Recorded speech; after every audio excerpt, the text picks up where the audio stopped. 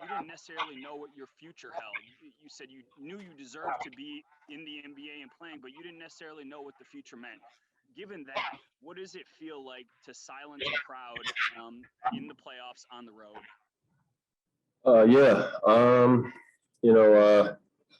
I sat there for like a month and a half waiting for the phone to ring, and I just put my faith in God. I kept just having conversations with myself, just talking to God, like, what's the plan? What's going to happen? All the feedback I kept getting is that a lot of teams liked me, but they didn't know what type of character I was, and how I would be in their locker room. My basketball ability was never questioned. It was who I was as a person, which is actually even worse.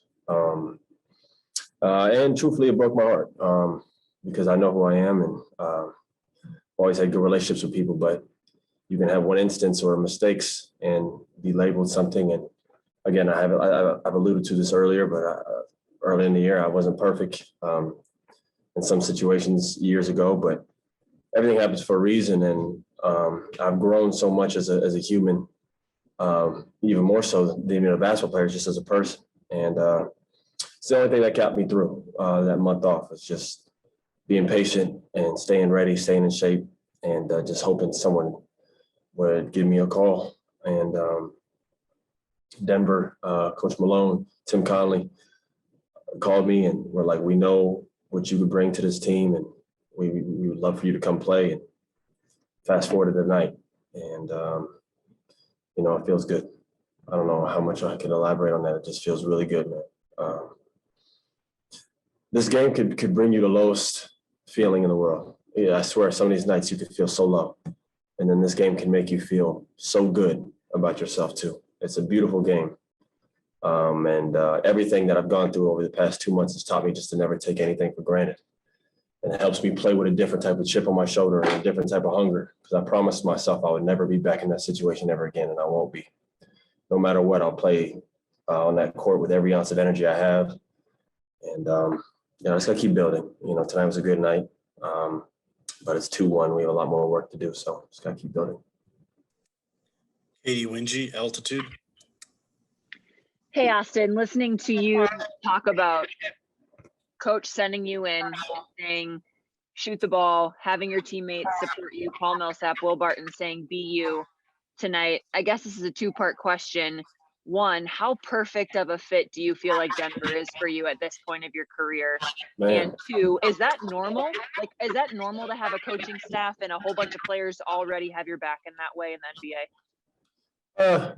Well, I've been in the league for 10 years, so I think they knew who I was, and they knew what I was capable of. It's not like I just started, playing well, or, I've had, been on teams and had success.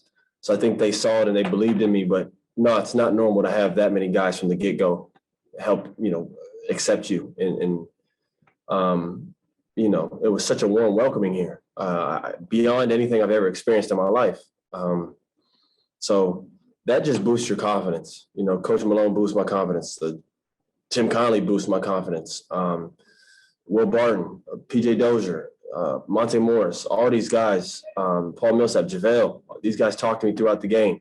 But we all talk to each other. We all talk to each other. That's why we play with such confidence. We've had guys down, and we just keep that train rolling.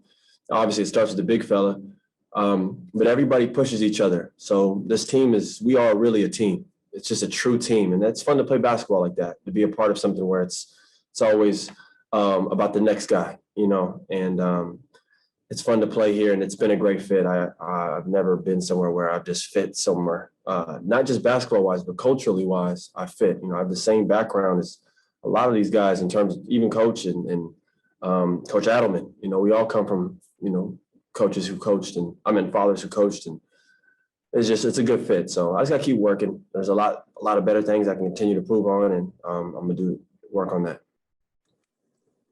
Mark Kisla, Denver Post.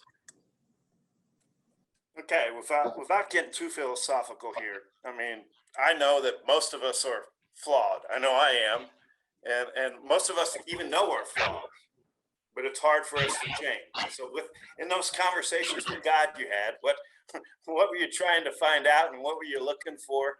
And on the upbeat side, do you feel like you found a home here? Yeah, honesty with myself is what I was trying to find. sometimes it's hard to tell yourself things that you got to change or things you got to get better at.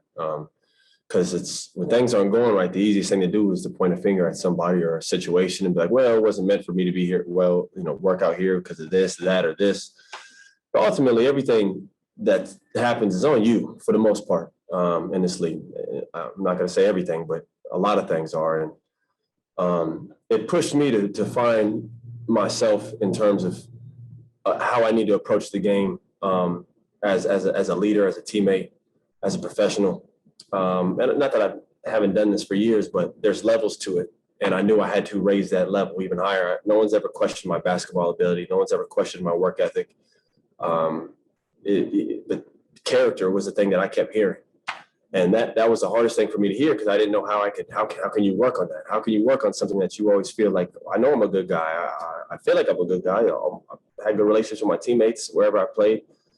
How can I work on this?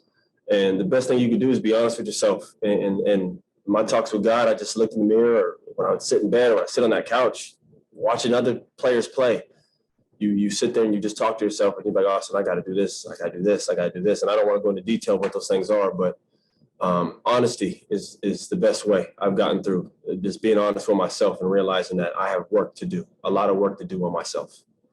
And my process is still going now. And it's okay to say that. That's, I'm far from a finished product. It was a humbling experience. But it's made me a better player and it's made me a better person. Nick Kosmider, the athlete.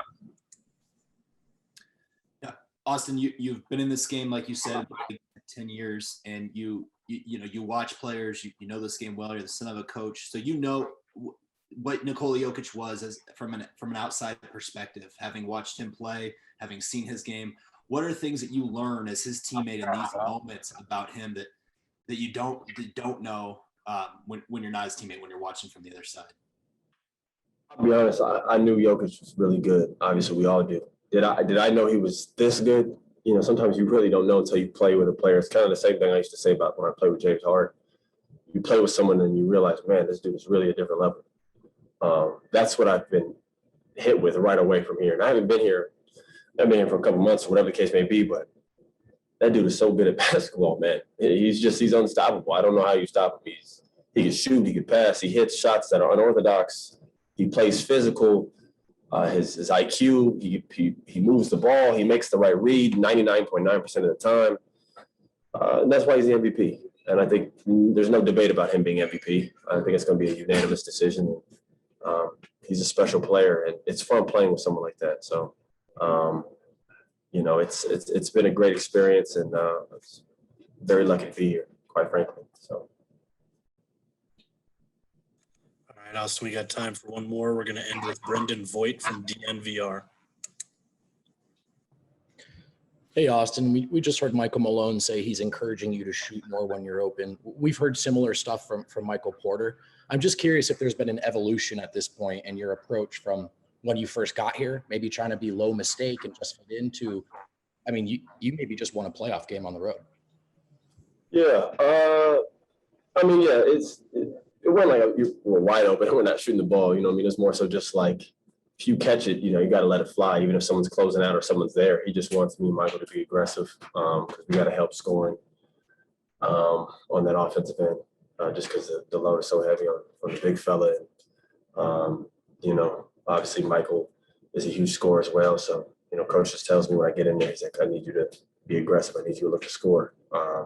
So when you got your head coach telling you that, at that point, your eyes just light up.